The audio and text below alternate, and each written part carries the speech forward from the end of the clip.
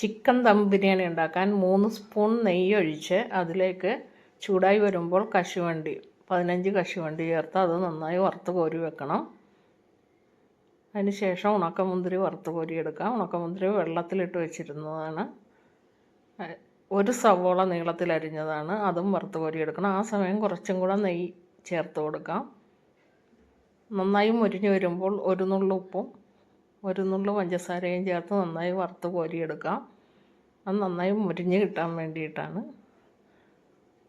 ഇനി ഒരു പാത്രം അടുപ്പിൽ വെച്ച് ചൂടായി വരുമ്പോഴേക്കും അതിലേക്ക് തക്കോലം, ഗ്രാമ്പൂ, ഏലക്ക, കറുവപ്പട്ട, പെരിഞ്ജീരകം, ഷാജീരകം, ഉണക്കമുളക് എല്ലാം ചേർത്ത് നന്നായി ചൂടാക്കി പൊടിച്ചെടുക്കണം. ഈ സമയം നെയ്യ് ഒഴിച്ച് കുറച്ച് എണ്ണയും കൂടി ഒഴിച്ച് സവോള വഴറ്റാം. 3 സവോളയാണ് നീളത്തിൽ അരിഞ്ഞ് വെച്ചിരിക്കുന്നതാണ്. അതേസമയം തന്നെ ഉള്ളി, ഇഞ്ചി, വെളുത്തുള്ളി, പച്ചമുളക് ഇതെല്ലാം ചേർത്ത് നന്നായി അരച്ച് കുറച്ച് മല്ലിയിലയും പുതിനയിലയും ചേർത്ത് നന്നായി അരച്ചെടുക്കണം. സവോള നന്നായി വാടി വരുമ്പോഴേക്ക് ഈ അരച്ച് വെച്ചിരിക്കുന്ന പേസ്റ്റ് ഇതിലേക്ക് ചേർത്ത് കൊടുക്കാം.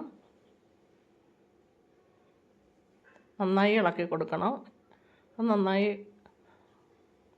ആയി വരുമ്പോഴേക്കും നമുക്ക് ആ സമയം തക്കാളി, ഉപ്പും ചേർത്ത് കൊടുക്കാം. അതിന് ശേഷം മൂടി വെച്ച് ഒരു 2 മിനിറ്റ് വേവിക്കണം. വീണ്ടും ഇളക്കി വീണ്ടും മൂടി വെച്ച് വേവിക്കാം. തക്കാളി നന്നായി ആയി വരുമ്പോഴേക്കും നമുക്ക് അതിലേക്ക് പൊടിച്ച് വെച്ചിരിക്കുന്ന മസാലപ്പൊടികൾ ചേർത്ത് കൊടുക്കാം.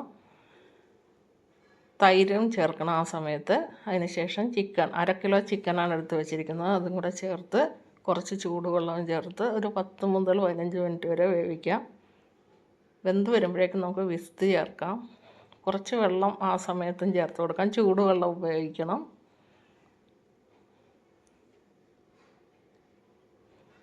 വെള്ളം ആവശ്യത്തിന് ഇടക്കിടക്ക് ചൂടുവെള്ളം ചേർത്ത് കൊടുത്താൽ മതി. നന്നായി വെന്ത് വരുന്ന സമയത്ത് കുറച്ച് തൈര്, പുതിനയില, മല്ലിയില എല്ലാം ചേർത്ത് നമുക്ക് ലെയറായി വേവിച്ച് വെച്ചിരിക്കുന്ന കൈമ റൈസ് ചേർത്ത് കൊടുക്കാം. കൈമ റൈസിൽ വേവിച്ച സമയത്ത് നമ്മൾ മസാലകളെല്ലാം ചേർത്തിട്ടുണ്ട്. കറുവപ്പട്ട, ഏലക്ക, ഗ്രാമ്പൂ എല്ലാം ചേർത്തിട്ടാണ്. ഇനി ഒരു 10 മിനിറ്റ് ചെറിയ തീയിലിട്ട് നമുക്ക് ഇത് വേവിച്ചെടുക്കാം. ബിരിയാണി എല്ലാം റെഡിയായി വന്നിട്ടുണ്ട്. എല്ലാവരും ഇതുപോലെ ഒന്നുണ്ടാക്കി നോക്കണം. അരി വേവിക്കുന്ന സമയത്ത് ഉപ്പിട്ട് വറുത്താൽ മതി. Thank you.